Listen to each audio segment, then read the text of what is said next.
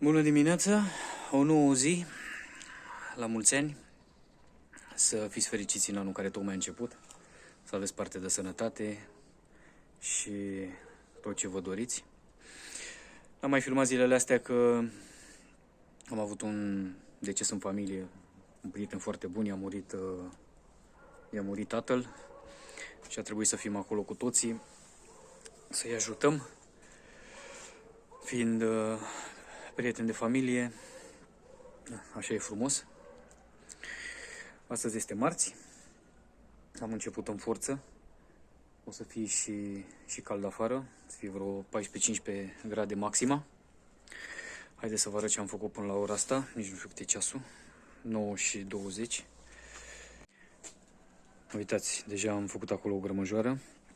Am început să scot din molozul ăsta din casă, decât zona asta momentan. Uitați, am început să sparg aici, să fac astea două găuri, cum vă ziceam anul trecut, pot spune, da? În vlogurile anterioare. Aici o să fac o gaură de 40x40 și de vreo 40-50 adâncime, nu știu, să vedem. În funcție de ce o să găsesc acolo, cum o să meargă. Și aici la fel, cred că o să mai măresc puțin. Marca asta acum de moment e 30x40, dar cred că o să fac la fel de 40x40. Decât aici, în zona asta, unde e marcat, nu trebuie să fie apropiat de perete, pentru că aici o să vină structura de la scară. V-am zis, o să fac scară metalică, cu profil, cred că de 10x10.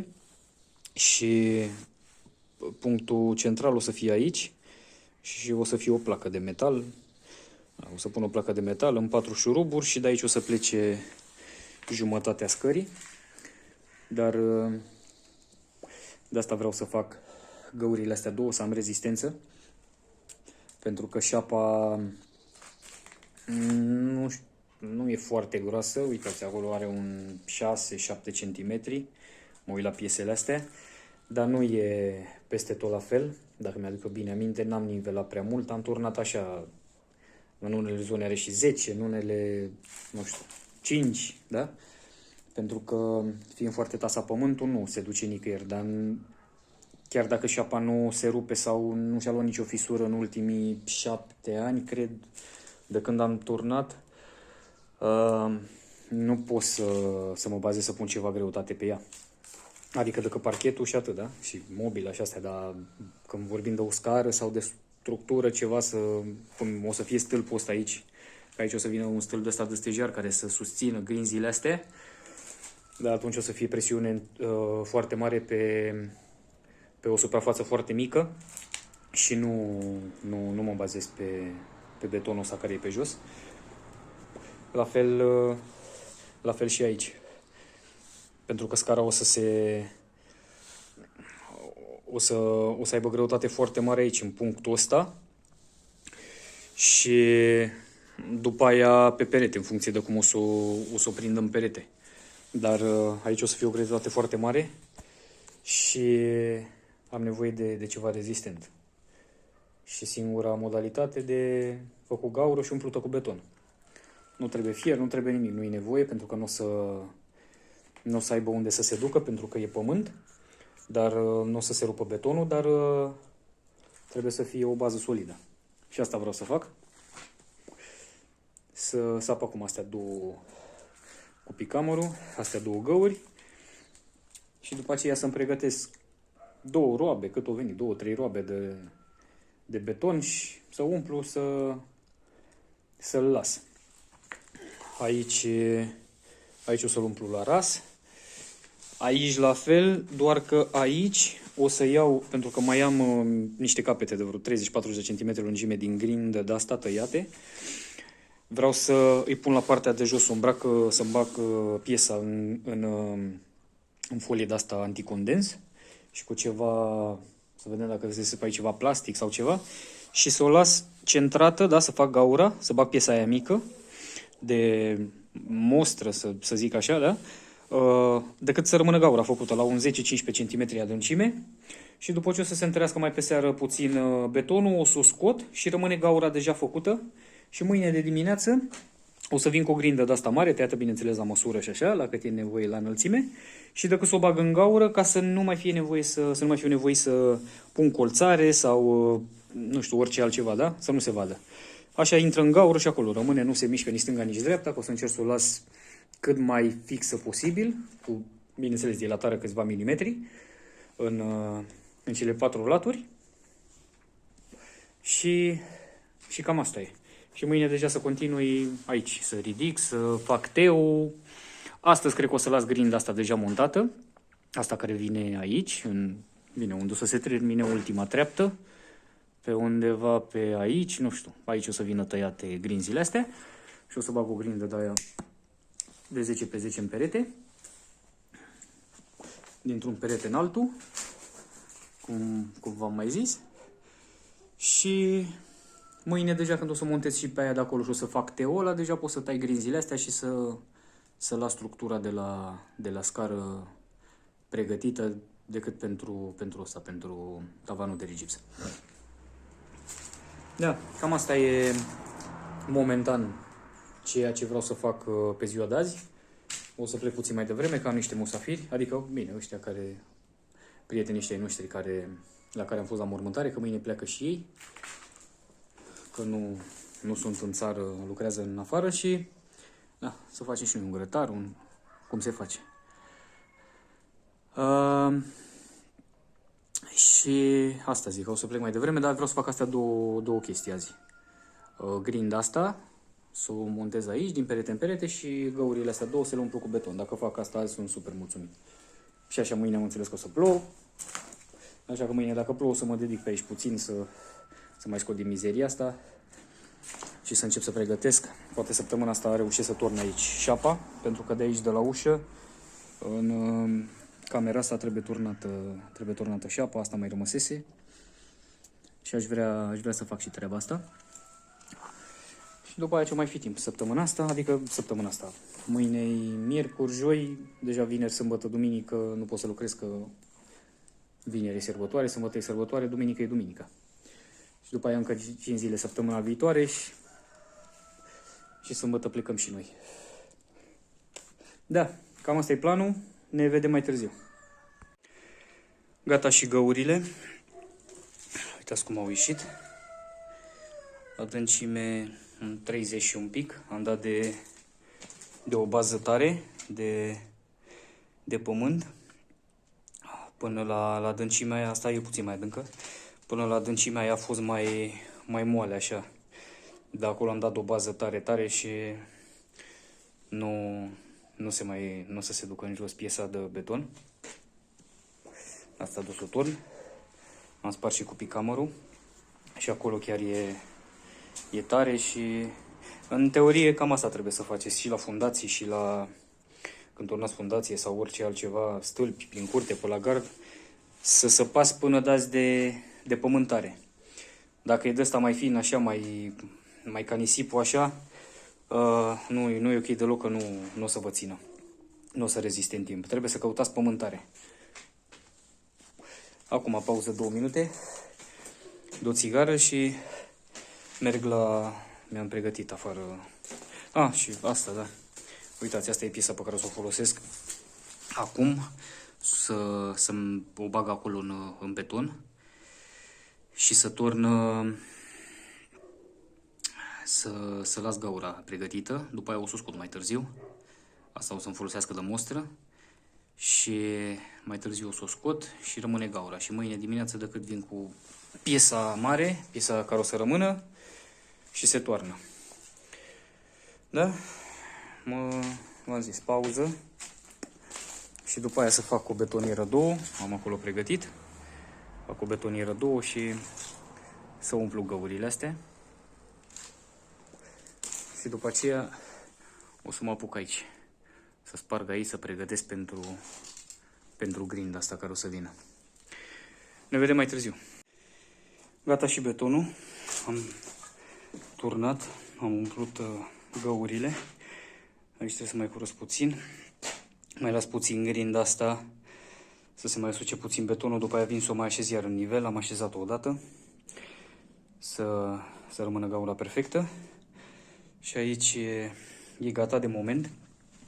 Doar că am lăsat puțin mai jos, pentru că v-am zis, aici o să vină o placă de metal, da, de unde o să înceapă centrul de la scară, structura. Și dacă aduceam betonul la ras, aici când o să pun placa și cu șuruburile, or să fie și piulițe, o să se mai ridice puțin. Și aici, cum vreau să vin cu parchet, o să mă încurce, dacă vin cu betonul la ras, o să mă încurce piulițele și placa. Așa că las mai jos, montez placa, șuruburile, bară filetată cu șurub și cu tac chimic, cu ancoră chimică. Și după aceea o să umplu cu puțin material, să autonivelam când o să torn, ce o veni, să umplu gaura și să vin cu parchetul pe deasupra, și decât să trebuiască să decupez parchetul unde vine piesa asta de la stâlpul, de la scară, de la jumătate. Cam asta e. Ideea era să încep astăzi să modific aici, dar cum au zis așa că mâine plouă, dacă o fi adevărat, am zis să las de moment, așa mâine dacă plouă, pot să lucrez în casă. Și am început să-mi aduc niște prefabricate de-astea de acolo, să încep să mai închid pe aici. Cât mi-or ajunge să le consum, să-mi fac caz vreo 2-3 betoniere, așa consum și nisipul pe care l-am și mai înaintez pe aici, mai închid, că tot am rebuturile astea de prefabricate, aici or să vină întregi, aici să vedem la primăvară dacă găsesc pe cineva să vină să-mi zidească, să-i cumpăr 4 metri cubi, am făcut calculul. Dar acolo, în interior, o să folosesc de-astea, că tot le am și să le pun. Și așa scap de ele, scap și de nisip. Mai consum și din multibat, că am cumpărat multibat și dacă nu-l consum, după aia o să se prăpădească până la primăvară. Da, cam asta e pe ziua de azi. Asta aș vrea să fac. Vedem, mă duc să mai mi-aduc, să mai fac material. Și ușor, ascătui putea să încep să zidesc pe aici. O să încep de acolo. Bine, prima dată o să fac partea din exterior. Și cât o putea, ușor. Da? Vă filmez mai târziu. Am terminat și pe ziua de azi. E aproape 3 ceasul. Uitați cum a ieșit gaura asta. Am lăsat plasticul acolo, mâine o să-i mai pun unul la grinda aia, o să o montez. Am avut o pasta de monstru așa, ca să-mi rămână gaura cum trebuie, perfect în nivel. Asta e cum ați văzut-o, asta momentan rămâne așa, până la vară sau când o veni. De fapt, până o să o monta placa. Trebuie să pregătesc o placă și să montez placa aia. Și m-am băgat pe aici pe afară.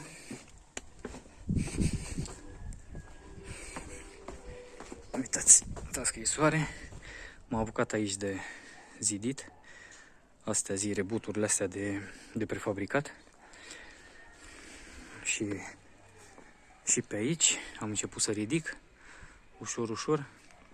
Mâine, dacă mă lăsa vreme, vreau să consum tot ce am pe acolo, prefabricatele alea.